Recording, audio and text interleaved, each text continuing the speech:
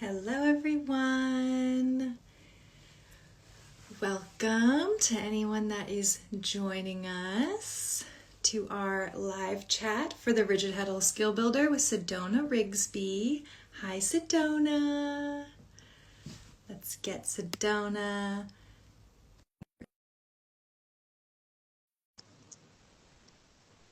All right. Hi Sharon. Thanks for joining us today. Right. Hello. Hello. How are Happy you? Monday, Happy everyone. Monday. How's the weather where you are? You're in New Mexico. I'm in New Mexico. It is so beautiful and sunny and so windy. We've been having like gusts of 30 mile an hour, Oh my which gosh. is typical, but Uh, tiring. yeah, that it sounds like a lot. Is it this time of year? Is it the windy year for you or Yeah. windy time of year? Gotcha. Yeah. Yeah. Hi, So, Christine. Hi, hi, I have to turn my Christine. lights off. I keep forgetting this every single time. The lighting is key. Yes. All right. Hi, everybody. Thanks so much for joining us today. Um, this is the Instagram live event for our Rigid Heddle Skill Builder subscription box. I am Anna. I am just creative marketing manager. And then today we have the designer of the current Rigid Heddle Skill Builder box, the Warp to Wear series, Sedona Rigsby. And then we also have Gist Yarn's own Director of Content and Customer Experience, Christine Jablonski, who will be stewarding the conversation. So we always love having these chats. It's so fun to connect with you all live and in person. It's if you're in the Rigid Heddle Skill Builder group and you've been posting in the Facebook group, posting progress pictures, answering each other's questions, all of that. Thank you so much for doing that and for joining us in these live chats. It's really fun to see the projects in the patterns, but when we see them come to life and see people talking about them, like that really is just makes it all worth it. So thank you all for being a part of this community. We're so grateful for you all.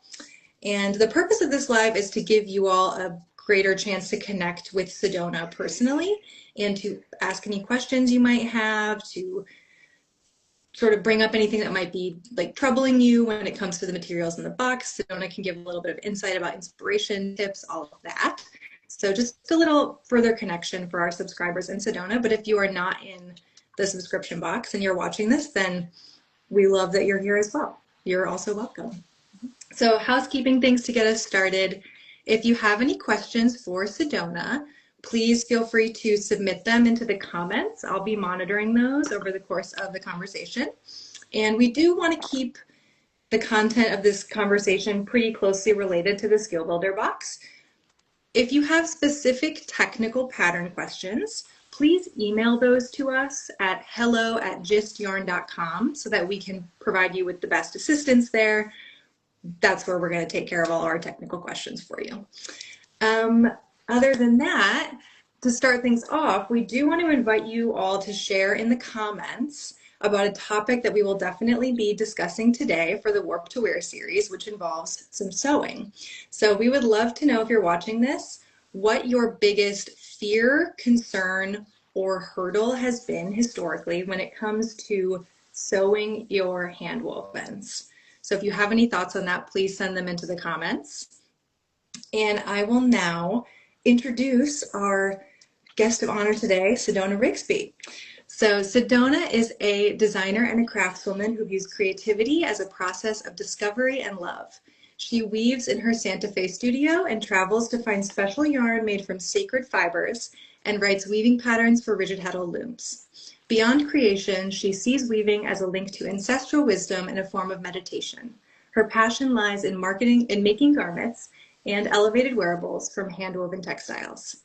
You can follow her on Instagram, which you can find right here where we are, and find her beautiful process. She also has a great newsletter, so sign up for that.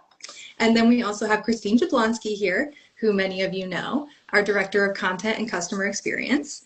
She is responsible for nurturing GIST relationships with our current designers, like the lovely Sedona, and helping find new ones that will bring you fun and engaging content and patterns that are super fun to weave. In addition to her duties at GIST, she is also an exhibiting artist whose work has been shown in New England galleries and is held in private collections across the country. She is a contributor to Little Looms and Handwoven magazine, and she is the author of Soul Space Notes, a Substack column on weaving, art, and life. So now I will turn things over to Christine, and a reminder, if you want to submit anything about how you feel about sewing with your handwovens, please send them into the comments. We'd love to know. Thank you, Anna. Welcome, Sedona. It's so nice to see you again. So glad to be here. Thank you. So, gosh, let's see. You came to just through one of our open calls from many years ago. And this is a question I get from customers and from guilds quite a bit, is like, where do you find your designers? And you just sort of showed up out of the blue with the beautiful tassel scarf, which I worked on together and, tried a bunch of different yarns. Oh, and you do have it. Yeah, I love that project. It was so gorgeous and creamy and lovely to photograph. And I remember when we published that, it was one of those instances where we had run so low on inventory for the components for that kit, and we had a certain amount set aside, and it was like gone the minute that we published the pattern, and then we were all sort of sitting there waiting for for things to get restocked. And I think they did in the summer, and then it was like, why are we selling so much alpaca in the summer? Oh, right, it came back into stock, and Sedona's pattern was featured. So I had a hard time sending that one back, I will admit. Let's see, and then after that we did the zigzag decor set with you, which was a really fun and interesting sort of take on clasped warp and all sorts of different things you could do with it.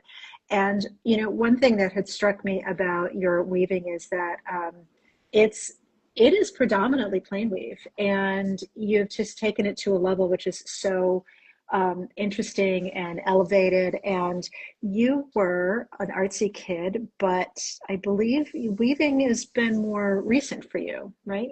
Can you just take us through how you got here? How is it you wound up here?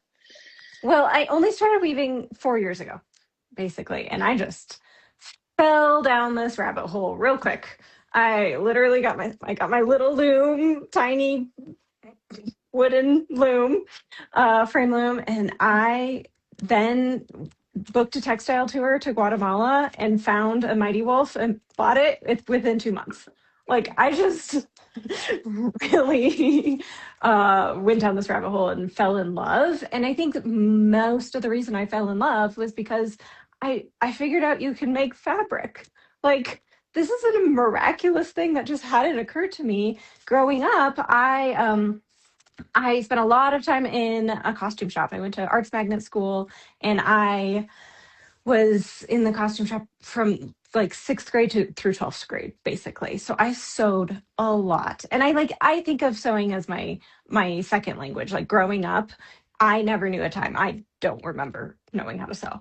Like, I just did so much of it. And so, yeah, when I figured out you can like make fabric, everything clicked, and I love it.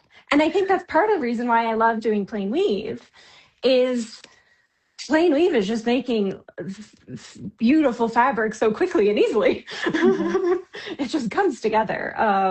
Yeah. And a lot of like commercial fabrics are plain weave because it is, so practical. Yes, definitely. So tell us about the costume shop experience. Like, what were you, was it for like a theater company, or what were you sewing? I went to an arts magnet school, and we produced dozens of shows every year for different departments. So I did dance costumes, theater costumes in many different iterations, and then like vocalist show costumes. So it was a lot of like quantity over quality. And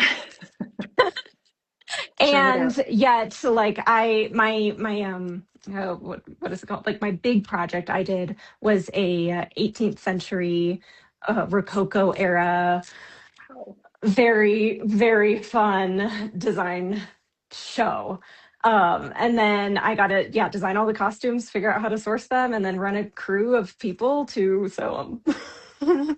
It was amazing. Rococo is very different than plain. Well, I mean, it is. I'm guessing, and based on what I perceive to be your aesthetic, very different from what you are used to weaving and And it was sewing. like a farce show, so it was like very theatrical and over the top. And yeah, I feel like I've really swung the other direction where I just love a little one color, maybe I'm neutrals. I'm I'm having this.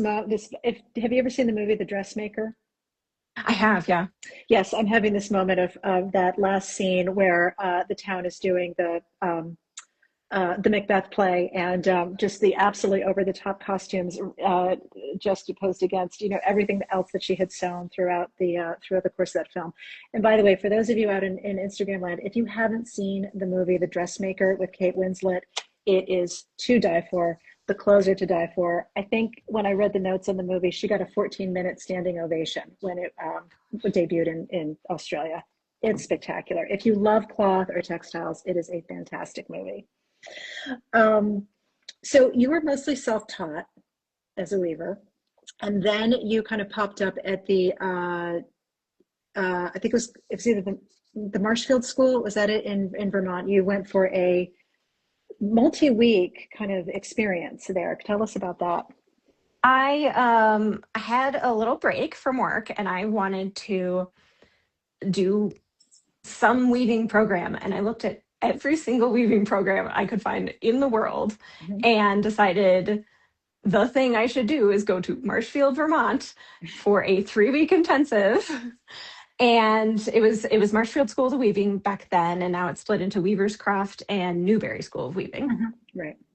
And I lived in a barn and wove in a barn and ate food off the farm for Mhm. 3 weeks. And it was so beautiful. We learned how to use the big, big barn looms. Mhm. And then we wove fabric, and I wove fabric from hemp and then sewed a garment from hemp. What did you sew? So I sewed these pants. I have them with me. And She I has a call them whole my fancy stack of pants. sewing right at her fingertips, I'm guessing. I Oh, love I've seen these. those. I've seen those. Hmm. Yes, So those are beautiful. these are 100% hemp, and hemp is very, very difficult to weave. It requires some steps, and I did this beautiful little pinstripe plain weave, naturally dyed matter, and yeah, sewed these beautiful pants made to measure. The last week they brought in a fashion designer, like Hmm. real life fashion designer, has her line, everything. And she taught us how to sew whatever we wanted from this fabric that we made. And we'd spent a lot of time making this fabric. And it was just so beautiful to learn from her and learn that like there's no secret to it. Like she was such a beautiful teacher in that she was just like, okay, go figure that out. I was like, the zipper needs to do this and then this. And she's like, yep, go mess with it until it does that. And Uh-huh. so it's a wonderful lesson because I just had this like thought in my mind, like, oh, I'll go there, I'll learn all these beautiful things, and then I'll know how to sew hand woven fabric. It'll all click. And the answer wasn't that simple. It was you gotta like experiment and play around. And not be afraid of cutting your fabric, I guess. No, yeah, yeah.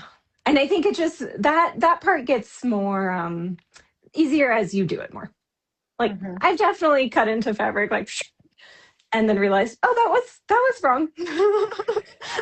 That and like, okay, cool, that was my hand woven fabric, and that will be fine. And you just like figure out how to fix it, and then build confidence that way. That is impressive. And I would imagine that once you make that mistake, you sort of are imbued with a sense of measure twice, cut once, or make sure you've double, triple, and quadruple checked everything before you take a blade to cloth.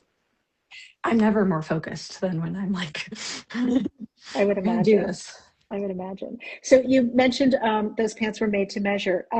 Talk about sizing. So I know that when we started talking about this box, I think we were both very focused on making this as size inclusive as possible and have it be a collection of projects that were um, bespoke and beautiful, and we're going to kind of look good on everybody, to the as much as we can. So, um, we talked about that as a topic, but we didn't really actually talk about that as a process for you going through it. So how was that? And as you reflect on the results from the box.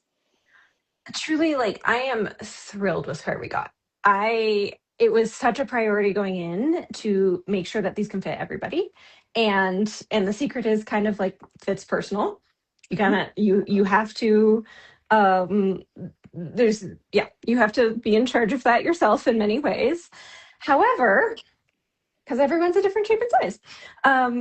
However, I am really happy with like the midline that we treaded.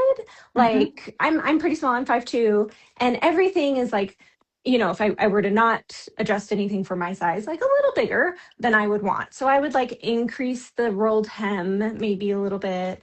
I Mm-hmm. would on these I mean, the apron is just beautiful because it will fit anyone. Just Yeah, out of the box, just follow the directions. it's It is beautiful. perfect. I really am happy with like the length and how that hits on myself, and yet on a bigger person, it's still in a great useful spot. And then same with the ties. Like these are just really long, generous ties, which I just find as like really fun. But they can fit any body. So I'm really, really happy about where we got. And I'm also happy to, like, help empower people to think about the fit a little bit more.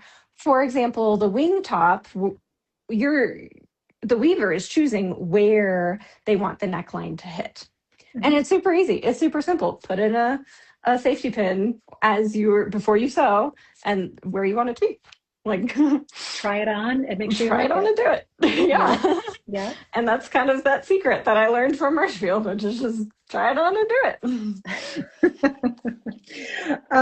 So of these projects, talk about them in terms of like the, I guess the order or the maybe the level of complexity in terms of sewing. I mean, some people don't have a sewing machine. So like, what can you get away with hand sewing? Or which ones can you get away with hand sewing? Where would you absolutely have to have a sewing machine? And if you didn't have one, what might be a workaround? Great question. So there are three projects included in this box. There is this shrug, right? Mm-hmm. Window pane shrug is what we call it. Mm-hmm. This is the most Mm-hmm. simple one. And that is because it is a rectangle that we took off the loom. We hemmed the edges and then we joined it right here. So it's meant to be worn around the arms. And my sleeves are a little poofy today, so I don't know if I'll get it on Yeah. gracefully. And this is just, you can use your darning needle. Like this requires absolutely no sewing. Mm-hmm. Uh, in the pattern, it is written that you can do this hem, a rolled hem, on the sewing machine if you want, pretty easily. But I would even say, like, I would do this little seam hand sewn just because it's a little delicate. Mm-hmm. Yeah. So use a darning needle. I used the yarn, the 8-2 cotton, Yeah. to sew it together. You don't need anything extra for that. The second pattern in the box is the wing top. So it is two panels joined together. Mm-hmm. The panels are hem stitched with cute little fringe. And that one also is a perfect hand sewing. Use your darning needle. These can be your first sewing projects. You could have never touched a sewing needle in your life and do Mm-hmm. these projects. So I love that. The only thing that the wing top needs is a nice flat surface. That's the challenge there, Mm-hmm. just getting a table. Just And getting everything then, lined up. yeah, and then to increase complexity a little bit is the apron. And this is something that is challenging because it's utilitarian. So we're taking the handwoven fabric and we need it to perform. We need to cut it and then it needs to perform and actually like take a little weight and tension. Mm-hmm. So the challenging thing about that is just joining the straps to the handwoven fabric. That's it. And that is the main reason why this is calls for a sewing machine and basic Mm-hmm. sewing machine skills, is Mm-hmm. so that these straps can be like really secured on there in a smart way. Other than that, you are welcome to try and hand sew it. Like, I would be thrilled to see some pictures and stuff from that. This seam would probably be easier, just take longer to hand sew rather Hmm. than machine sew, but it's all straight stitches. So I think it's actually a perfect project to start practicing machine sewing with your hand woven fabric. Great. I have one recommendation for a hand sewing book because I know Oh, some people don't love machine sewing and they just don't want to do it, and that's okay. But I really recommend this book, The Handwoven Wardrobe by Louisa Owen Sandstrom.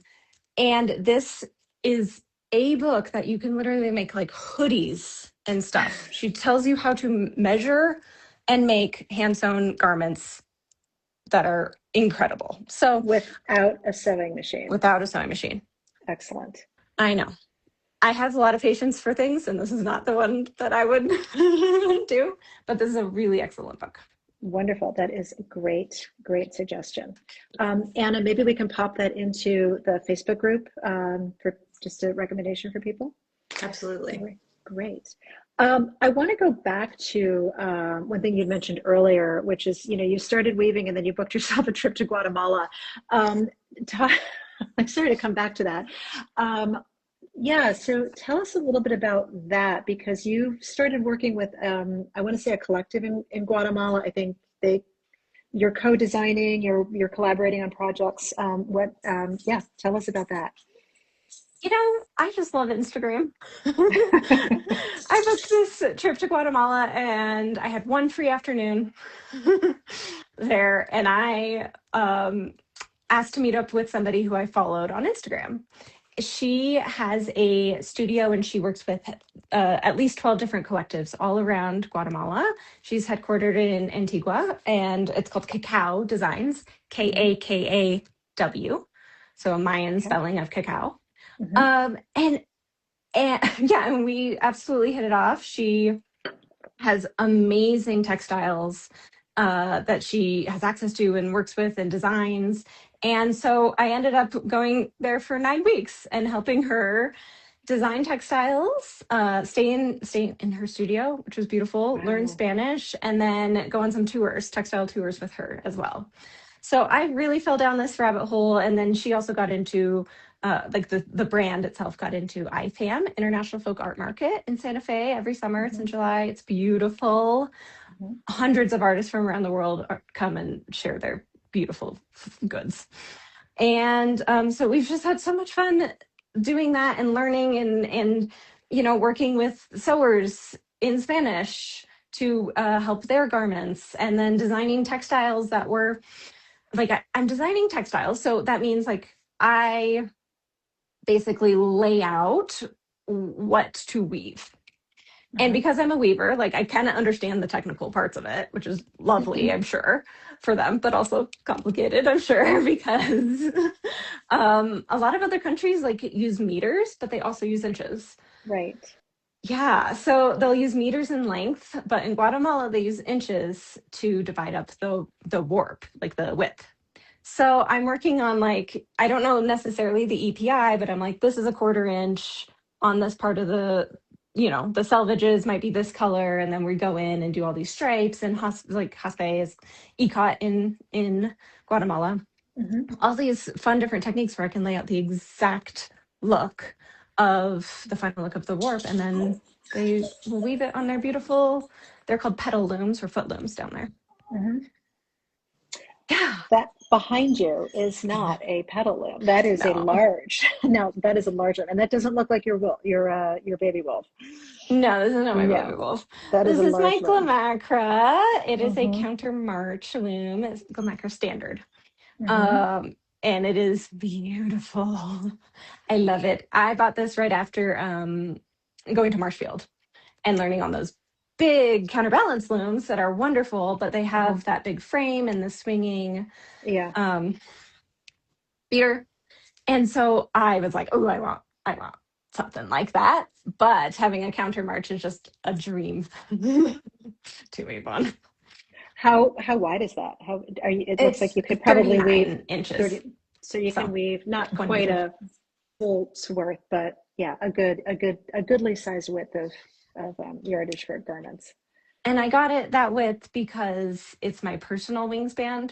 That's something I loved, going to Marshfield and weaving on their looms and just trying a couple different projects, Mm-hmm. because you learn with Yes, one project exactly how comfortable it is to go it is so funny you 44 say. inches. Yeah, it's so funny you say that. As I had a 63-inch Glamocra, and I could not get comfortable with. I mean, I was a swimmer in high school, and I was a butterflyer. I have a pretty broad shoulders and a pretty big wingspan. I now have a 45-inch width, and that is about the max that I want to weave. I can't. It's just too hard otherwise. So bigger isn't always necessarily better, I would say. Maybe wider isn't always necessarily better, but I'm glad to be validated on that point. Let's see, what else did I want to ask you? Current passion projects. What are you working on? What are you really, really excited about? I'm weaving a giant wall hanging for my living room right now. It's 6 feet by 8 feet. I'm going to do it in 3 panels. Uh-huh. It's on here right now. I got a little bit of a supplementary warp thing going on here. Okay, Uh-huh. we'll get closer. We're go. Okay. Well, We're going in. you want to see? Yeah.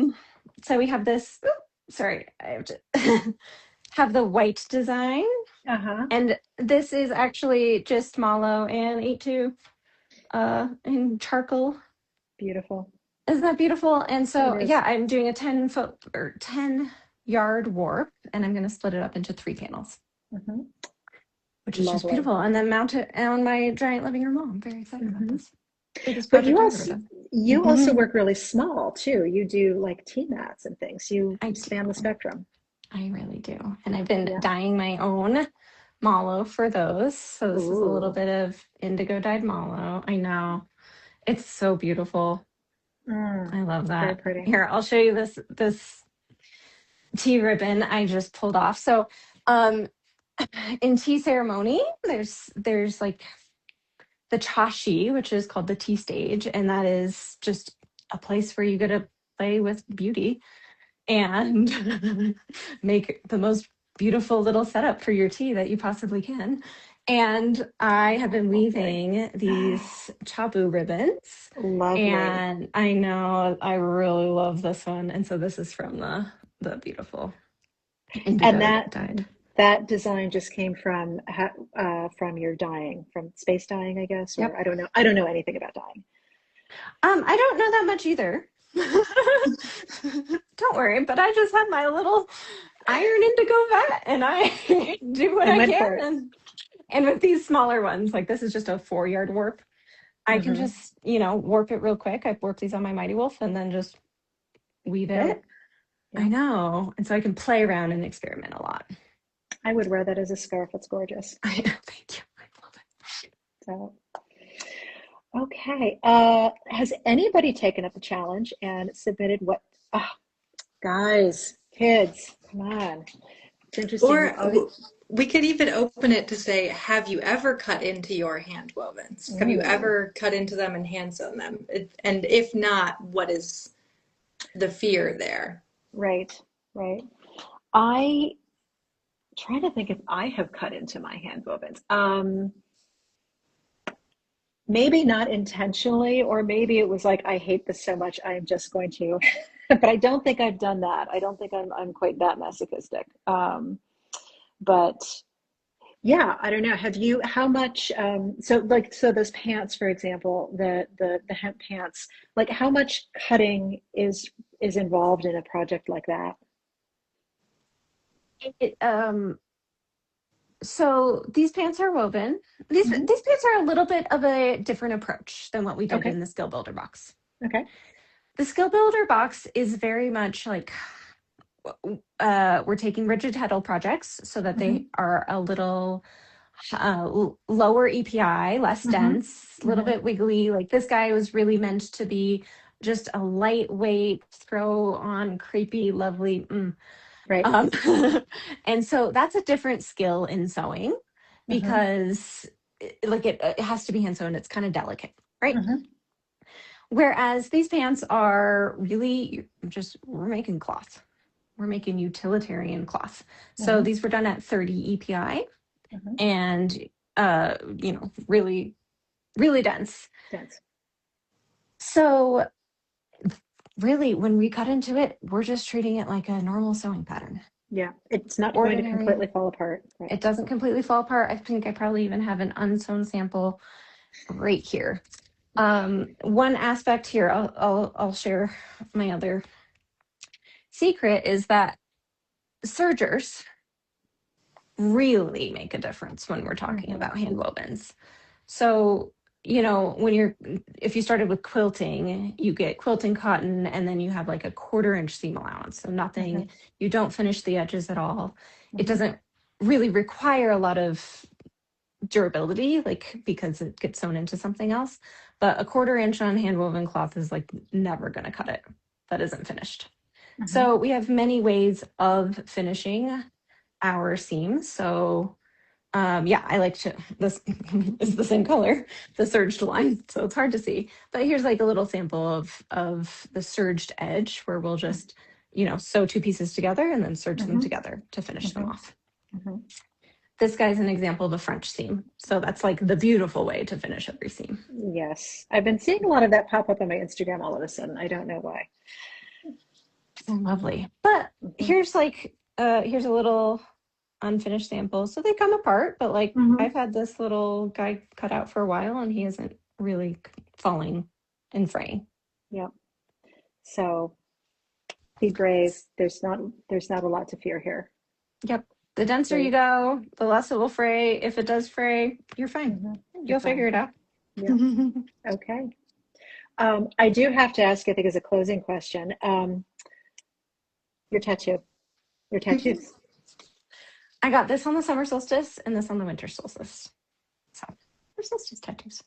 Beautiful and Yeah. very, very symmetrical. Yes, Yep. I love it. Okay, is there anything else that let's see, I didn't ask or I missed, or that anything that you would really want to make sure that our folks in the subscription box know? And yeah, anything else to add?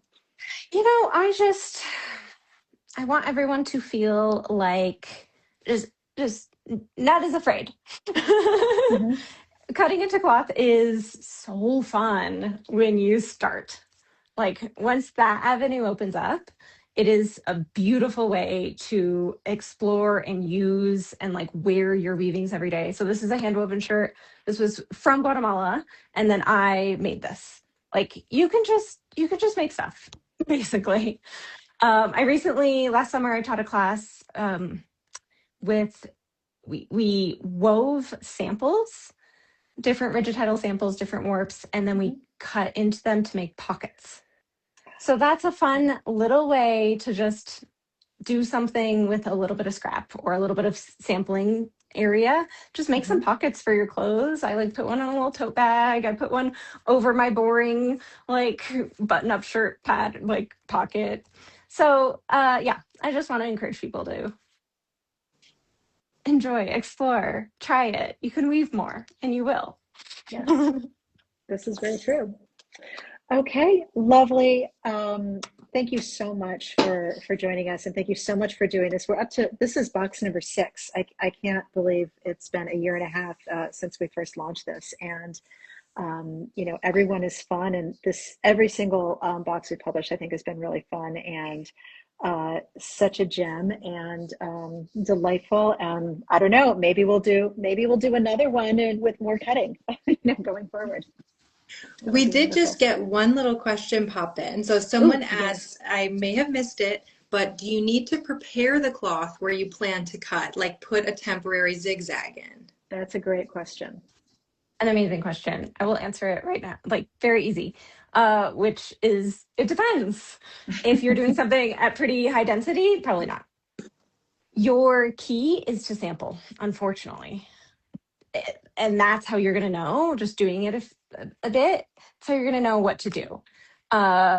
If you have a loose fabric, these are seam samples. So this is how I determined what we were going to do with our seams and how much seam allowance I needed.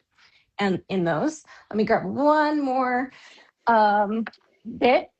If you don't have a serger, you're actually not going to zigzag to like stay stitch something before we cut into it, because the zigzag will smush all the fibers down and create a longer edge. You're going to use 2 straight stitches, one on each side, maybe even like 4 if you're really afraid. So you just want more straight stitches rather than zigzagging. Otherwise, a serger would be perfect.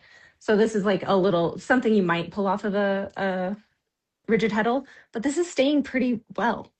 Like I've done a lot of loose 12 EPI twills and just sewed them as quickly as I could or finish them with bias tape as quickly as I could. But otherwise, I'm just laying them really flat. So I'm pinning them really carefully. So in other words, you probably don't need to. However, use a straight stitch if you can. Okay. And how do you feel about fray check and like those sort of liquidy stabilizers? Oh no. She's a little glitchy. She A said it little was frizzy. very windy earlier today. So Oh dear. this is possibly the 30-mile-per-hour New Mexico winds that we're experiencing. Okay. Well, We'll see if she comes back to us. yeah. Yes, super helpful. Don't be afraid. Yes, I think a big recurring theme of these Rigid Heddle Skill Builder conversations have been just try things. It seems like every designer that we talk to is like, don't be afraid, just try it and then keep weaving, and that's how you learn. That's absolutely how you learn each time. I think it's Let's how you see. learn anything.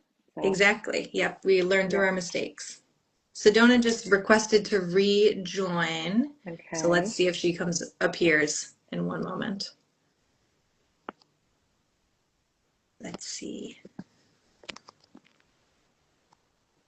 If not, it's possible we'll just have to close out without her, and then all of us will send her our love, of I think course. so. Yeah. Yep. Okay. I think we should probably then just bring it to a close, as I'm Yeah, not sure we'll we're going bring to it get to her a back. close. Yeah. So, okay. Well, anyway, Sedona, if you're out there, thank you again. Anna, thank you for hosting. As always, you are a lovely and gracious host. And we will be launching the next one. Let's see, it's May, so about 2 months from now. So the next one from Jennifer Kwong coming up. And I just tech edited it today, and it's really, really going to be fun. So exciting. Okay, Sedona has commented, thank you for having me. Happy weaving all. Thank you, Sedona, for being here. It was such a delightful conversation as always. Yeah. All right. All And right. thank you everyone for